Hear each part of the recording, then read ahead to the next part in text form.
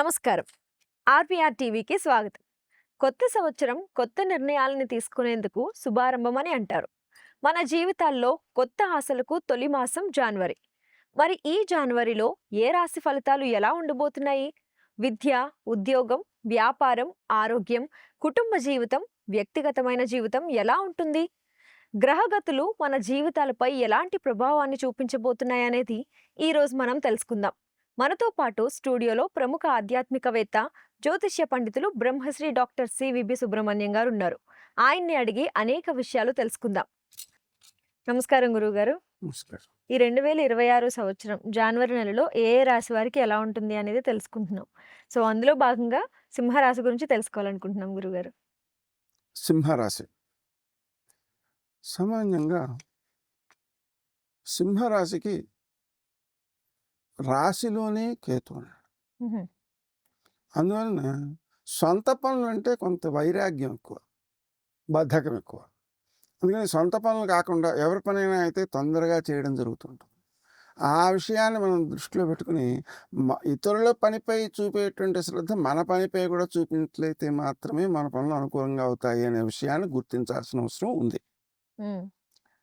అది సక్రమంగా సాగడానికి ఏం చేయాలి అంటే చక్కగా మనం గణపతిని పూజ చేసుకోవాలి. దూర్వాయుగ్మములతో 21 దూర్వాయుగ్మములతో గణపతిని క్షిప్రప్రసాదనాయ గణపతయే నమః అనే మంత్రంతో జపం చేసుకుంటూ పూజ చేసినట్లయితే పనులలో తన సొంత పనుల విషయంలో కూడా విఘ్నాలు తొలగుతాయి.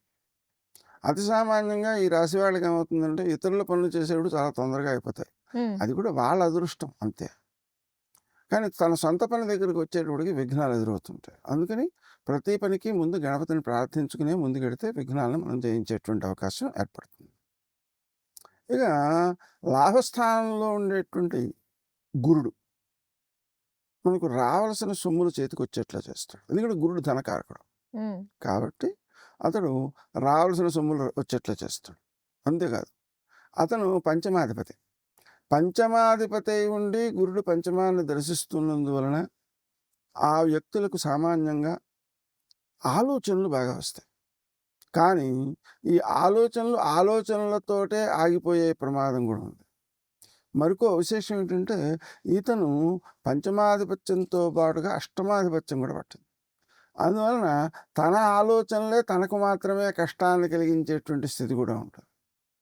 అలాగే సంతాన వర్గం వల్ల కూడా కష్టంతో వచ్చే అవకాశాలు ఉంటాయి. అంటే వాడు సక్రమంగా చదవట్లేదునో, మనం తన మాట వింటలేదునో, ఆర్థికంగా వ్యర్థం చేస్తున్నారను ఏదో రూపంలో సంతానం వల్ల కష్టాలు కలిగే అవకాశం. వీటిని మనం అధిగమించాలంటే ప్రతిరోజు కూడా చక్కగా పెరుగు దానం చేసుకోవాలి. మనకి దగ్గర ఉన్నటువంటి గుడిలో పెరుగు ఇస్తున్నట్లయితే ఆ ఇబ్బంది మనం అధిగమించగలుగుతాం.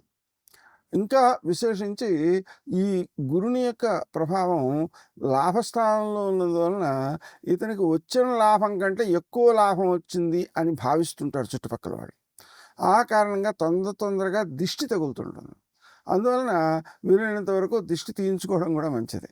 మనం ఉప్పు మొదలైనటువంటి వాటితో సవ్యంగా 3 సార్లు, అపసవ్యంగా 3 సార్లు తల చుట్టూ తిప్పడం, కాళ్ళకి నీళ్లు రాసుకోవడం. ఈ దృష్టి తొలగించేటప్పుడు ఒక మంత్రం ఉంది. మన దృష్టిని తొలగించేటువంటి మంత్రం అన్నమాట. రేణుకా రామజనని జమదగ్ని ప్రియాసతి అభిచారోపశమని సర్వానంద విధాయిని. ఈ మంత్రం కలిగి జపించుకుంటూ దృష్టి తీసినట్లయితే అది ఎక్కువ శక్తివంతంగా పనిచేస్తుంటుంది. అందువలన ఆ ప్రకారంగా ఉండడం ఒకటి. అతి ముఖ్యంగా చతుర్థ స్థానంలో మనకు రవి, కుజుడు, బుధుడు, శుక్రుడు ఉన్నారు.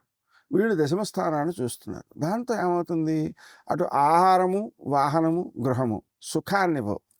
వీలైనంత వరకు స్వయంగా వాహనం నడిపేదానికంటే ఒక డ్రైవర్ని పెట్టుకుని నడిపించుకోవడం మంచిది. అలాగనే వృత్తి స్థానంలో కూడా పలు రకాల పనులు ఏకకాలంలో చెప్పడం ద్వారా ఏ పనులు కూడా సక్రమంగా సమయానికి కావడం కష్టమైపోతుంటుంది. ఈ విషయాన్ని కూడా మనం దృష్టిలో పెట్టుకోవాలి. Honor Signatus, the biggest gated community in the heart of the city. Spacious 3, 3.5 and 4 BHK apartments at Kukatpalli, High Tech City. For more details, search for Honor Signatus. అంతేకాకుండా వ్యయాధిపతి అయినటువంటి చంద్రుని యొక్క స్థితి కూడా అంత ఉత్తమంగా లేదు. అయితే దానివల్ల ఏమవుతుంది, మనం ఖర్చు పెడితే కానీ మనస్సుకి సంతృప్తి కలగదు. సామాన్యంగా సింహరాశి అనేటువంటిది రాజు యొక్క లక్షణంగా చెబుతారు. రాజు అనేటువంటి వాడు నిరంతరం ఖర్చు పెడితే కానీ తృప్తి కలగదు కదా. అందుకనే అలాగ ఖర్చు అనేటువంటిది చేస్తే తప్ప మనస్సుకి ప్రశాంతి కలగదనమాట. అందుకని దానికి చక్కని ఉపాయం ఉంటుంది. సింహరాశి వాళ్ళు ప్రతి రోజు కూడా దేవుడి దగ్గర 2 కలశాలు పెట్టుకుని, ఆ కలశంలో ఓ 2 గుప్పెళ్ళు బియ్యం, ఇంకో కలశంలో 2 గుప్పెళ్ళు శనగలు వేస్తూ, దానికి దక్షిణ కూడా వేస్తూ, వారానికి ఒకసారి కానీ లేకపోతే 4 రోజులకు ఒకసారి కానీ, వీలైనప్పుడు 15 రోజులకు ఒకసారి కానీ గుళ్ళో ఇవ్వడం. ఎటువంటి గుళ్ళో అంటే ఎక్కడైతే ప్రసాదాలు చేసి పంచిపెడుతూ ఉంటారో ఆ గుళ్ళల్లో ఇవ్వడం మంచిది. ఆ విధంగా చేయడం ద్వారా ఏమవుతుంది, నిజంగా నిత్యాన్నదానం అవుతుంది. నిత్యాన్నదాన నిరతాఖిల రోగహారిన్. నిత్యము అన్నదానం చేసేటువంటి వారికి అన్ని రోగాలని హరించేటువంటి వాడు సుబ్రహ్మణ్య స్వామి అని చెబుతారు శంకరాచార్యుల వారు. అంతేకాకుండా అష్టమంలో శని కూడా ఉన్నాడు. ఇది ఆరోగ్యానికి సంబంధించిన దోషాన్ని కలుగజేస్తుంది. అనుకోని ఖర్చులు కూడా ఇస్తుంది. అప్పులు ఇవ్వడం మంచిది కాదు. అలాగే అప్పులు మనం తీసుకోవడం కూడా మంచిది కాదు. ఎందుకంటే అప్పులు తీసుకున్నట్టయితే మన దగ్గర డబ్బు లేని సమయంలో వాళ్ళ నుంచి వచ్చేటువంటి ఒత్తిడి ఎక్కువైపోయినందువల్ల మనసు ప్రశాంతిని కోల్పోతుంటుంది. అందుకని అప్పు చేయడం మంచిది కాదు, అప్పు ఇవ్వడం మంచిది కాదు. అష్టమ శని కాబట్టి ఆరోగ్య విషయంలో శ్రద్ధ ఎక్కువ పాటించాలి. దానికి క్రీమ్ అచ్యుతానంద గోవింద అనేటువంటి మన నామాన్ని జపించుకోవాలి. దాంతో పాటుగా శివారాధన కూడా చాలా మంచిది. శివునికి అభిషేకం చేసుకుంటుంటే చాలా మంచిది. ఆ విధంగా అన్ని రకాల శని దోషాలను మనం నివారించుకోవాలి. అతి ముఖ్యంగా సాయంకాలపు వేళ 6 నుంచి 7 వరకు అరుణాచల శివ అనేటువంటి మంత్రాన్ని జపించడం తప్పనిసరి. ఉదయకాలం కూడా 5 నుంచి 6 వరకు ఉన్నటువంటి సమయంలో శ్రీ దత్త శరణమ్మ అనేటువంటి మంత్రాన్ని జపించుకోవడం. అంతేకాకుండా ఏదైనా ఒక నిర్ణయాన్ని తీసుకోవాల్సి వచ్చినప్పుడు శ్రీదత్త శరణమ్మ అనే మంత్రాన్ని జపించుకోవడం మంచిది. ఒక పావు గంట 20 నిమిషాలు ఆ శ్రీదత్త శరణమ్మ అని అనుకుని ఆ తర్వాత పనికి ఆలోచన చేయడం మంచిది. ఎందుకనంటే పంచమాధిపతి అష్టమాధిపతి ఒకడు కావడం వల్ల వ్యక్తులలో ఏమవుతుంటుంది అంటే అతి సామాన్యంగా ఆ ఆలోచన ద్వారా కష్టాలు ఏర్పడుతుంటాయి. అంటే ఒకలా చెప్పాలంటే మన ఆలోచనల వల్లే మనకు కష్టాలు కలుగుతుంటాయి. ఈ విషయాన్ని కూడా గుర్తుపెట్టుకోవాలి. అందువలన సమయానికి ఆహారం తీసుకోవడం, వాహనాల విషయంలో జాగ్రత్తగా ఉండడం, అలాగనే మనకు అతి ముఖ్యంగా మాట్లాడేటప్పుడు తక్కువగా మాట్లాడాలి. ఎక్కువగా ఎదురు వ్యక్తి చెప్పేటువంటి మాటను అర్థం చేసుకోవాలి. అర్థం చేసుకుని వెంటనే సమాధానం కూడా చెప్పాలి. అంటే సమాధానం ఆలస్యం చేయడం వల్ల కొన్ని అపార్థాలు వస్తాయి, మౌనంగా ఉండడం వల్ల మరికొన్ని అపార్థాలు వస్తాయి. అలా ఇబ్బందులు ఉన్నాయన్నమాట. అందుకని విన్న వెంటనే దానికి తగిన సమాధానం ఆలోచించుకుని చెప్పడం అనేటువంటివి కూడా అతి ముఖ్యాంశాలు అవుతాయి. మొత్తం మీద శ్రీదత్త శరణమ్మ అనేది పొద్దున్నే చేసుకుంటుంటే లేచిన వెంటనే దానివల్ల ఆలోచన సక్రమంగా పనిచేస్తుంది. ఇలా జాగ్రత్తలు తీసుకుంటే బాగుంటుంది. గురువుగారు, ఈ సింహరాశికి సంబంధించి చాలా విషయాలని మాతో పంచుకున్నందుకు ధన్యవాదాలు. చూసారు కదా, జనవరి నెలలో ఏ రాశి వారికి ఎలా ఉంటుంది అనేది గురువుగారు మనందరి కోసం చాలా చక్కగా వివరించారు.